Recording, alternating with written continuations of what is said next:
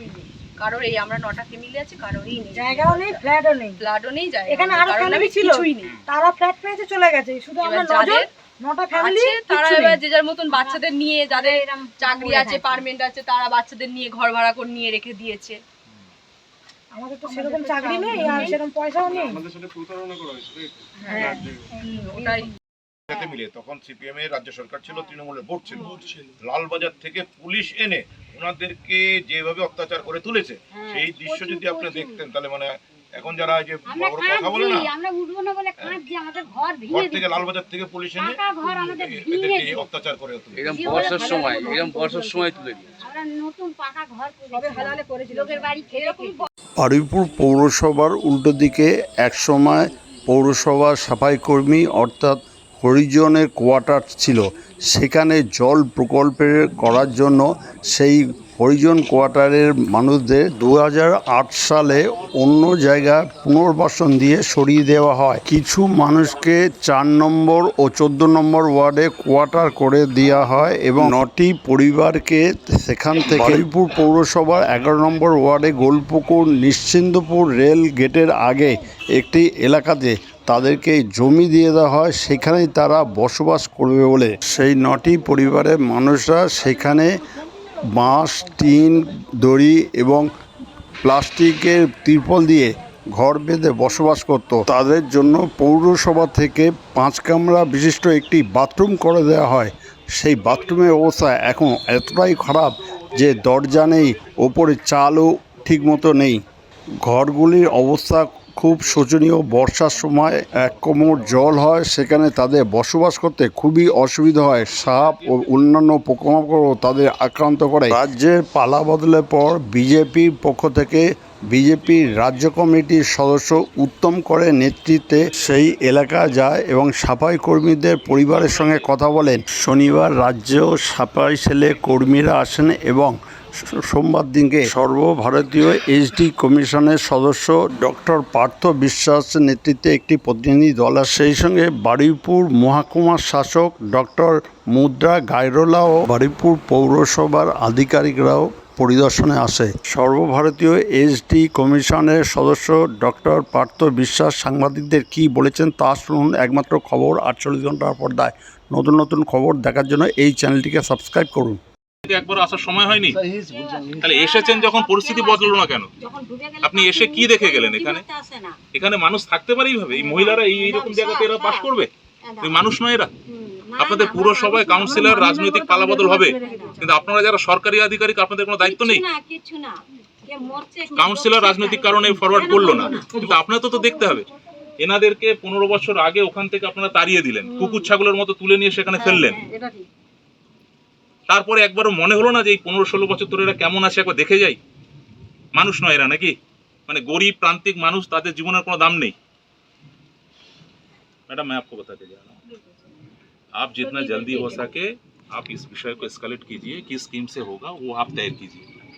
But आप फिलहाल तो ये जितना दरवाजा बरवाजा ये सब देख लीजिए, ठीक है? जितना जल्दी हो सके ये सब छोटा मोटा काम करवा दीजिए। इसके बाद हाँ कंटिजेंसी किसी भी किस हेड में कराना है? हाँ वो करवा दीजिए। देखिए मैं बता रहा हूँ, इस बारिश में फिर एक बार मैं आऊँगा। ऐसा स्थिति ना हो जाए कि इस बारिश पे मैं आके देखूँ ये लोग सब दरवाजा के ऊपर या खाट के ऊपर चढ़ा हुआ है। इनके बच्चों को ये दूसरे के घर में छोड़ के आ जाते हैं और इनके नाम पे क्या पता नहीं लिख के लिया, उधर फ्लैट क्या हो रहा है पता नहीं। व्हाट एवर আপনারা কি করেছেন আমি সেই কথা যাচ্ছি না, ये पता नहीं इनके नाम पे क्या लिखवा के लिया है। 14 নম্বর ওয়ার্ডে একটা ফ্ল্যাট আছে, দুটো ফ্ল্যাট, আর ময়লা না পালপাড়ায় একটা ফ্ল্যাট আছে। ওখানে যারা এই পাড়ায় ছিল না তারা ফ্ল্যাট পেয়েছে, কিন্তু আমরা যে এত বছর ধরে এখানে রয়েছে আমাদের फ्लैटও দেয়নি, जमीও देयনি। इनको बोला गया था कि इनको फ्लैट देगा, इसलिए इनको लेके आए वहाँ से, फिर इनको दिया नहीं। आप एक कंप्लेन लीजिए, रिटर्न कंप्लेन लीजिए, सभी का साइन करवा के, और आप आपके लेवल पे ये काम करवा दीजिए, ठीक है? और वो कंप्लेन अगर हम तक आ जाए फिर तो हम कमीशन दूसरे हिसाब से टेकअप करेंगे मैटर को। ওই সময় আমি কিন্তু কেউ দেখবো না কোন আধিকারিক আছে কি আছে। বর্ষার আগে এদের ব্যবস্থা করে দিন, কিভাবে করবেন আমি জানি। ये वार्ड बोरो पे कौन देख रहा है? नोडल की बोरो नहीं है तो वार्ड हाँ, तो वार्ड पे कौन है? अर्चना भट्ट काउंसिलर है।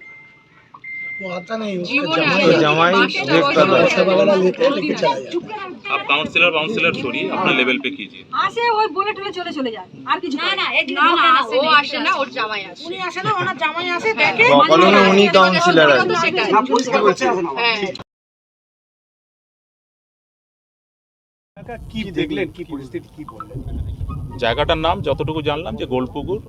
এখানে যে পরিবারগুলো আছে তাদের আজ থেকে 15-16 বছর আগে কোনো একটি সরকারি প্রকল্পের জন্য সেখান থেকে স্থানচ্যুত করে, যতটুকু আমি শুনেছি, অত্যন্ত অমানবিক ব্যবহার করা হয়েছে ওদের সময়। এবং সেই সময় প্রতিশ্রুতি দেওয়া হয়েছিল যে ওদেরকে প্রপারলি রিহ্যাব করা হবে, কোনো একটি সরকারি জায়গাতে তাদের থাকার ব্যবস্থা হবে ইত্যাদি। কিন্তু এই দীর্ঘ সময় ধরে সেই কোনোটাই কিছু হয়নি। এবং আজকে যেটা দেখলাম যে একেবারে মানে পশুর মতো মানুষগুলো এখানে আছে। মাথার উপরে ছাদ নেই, প্লাস্টিক রয়েছে, যে বাথরুম তারা ব্যবহার করছে সেই বাথরুমে মানুষ যাওয়ার মতো অবস্থা নেই। এরকম একটা পরিস্থিতিতে আজকে আমি এসডিও ম্যাডামকে বললাম এবং সংশ্লিষ্ট যে আধিকারিকরা এসছেন তাদেরকে আমি বললাম যে বর্ষার আগে যাতে তাদের ব্যবস্থা করা হয়।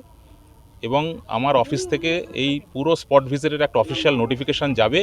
15 দিনের ভিতরে অ্যাকশন টেকেন রিপোর্ট আমি চেয়ে পাঠিয়েছি এবং আগামী 2 সপ্তাহের ভিতরে ওদের যাবতীয় যে সমস্যাগুলো আছে যতটুকু সম্ভব সেগুলো স্থানীয় প্রশাসন সেগুলোর ব্যবস্থা করবে। ওনাদের জন্য এই মুহূর্তে যে বাথরুম আছে সেই বাথরুমের ওপরে ছাদের ব্যবস্থা, বাথরুমের দরজার ব্যবস্থা, বর্ষার সময় ওনাদেরকে কোনো একটি নির্দিষ্ট জায়গাতে স্থানান্তর করা এবং ওদের যে জমি সংক্রান্ত যে সমস্যা আছে, অর্থাৎ ওদের নিজেদের নামে জমি নেই, একদম উদ্বাস্তুর মতো এখানে দিন কাটাচ্ছে। মানে কুকুর ভেড়া ছাগলও বোধহয় এর থেকে ভালো থাকে যেভাবে এনাদেরকে রাখা হয়েছে। সমাজের প্রান্তিক মানুষ তাদের জীবন এবং জীবিকা নিশ্চিত করা স্থানীয় প্রশাসনের দায়িত্ব। এসসি কমিশন পুরো বিষয়টা অত্যন্ত গম্ভীরতার সঙ্গে দেখছে এবং কমিশন পুরো ব্যাপারটা নিয়ে যে স্থানীয় প্রশাসন আছে তাদের কাছ থেকে 2 সপ্তাহ সময়ে অ্যাকশন টেকেন রিপোর্ট চেয়ে পাঠিয়েছে। আমি আশা করব স্থানীয় প্রশাসন পুরো ব্যাপারটাকে গুরুত্ব দিয়ে দেখবে এবং এখানকার যে মানুষগুলো তাদের জন্য যথাযোগ্য ব্যবস্থা করবে। ন্যাশনাল এসসি কমিশনের মেম্বার ডক্টর পার্থ বিশ্বাস।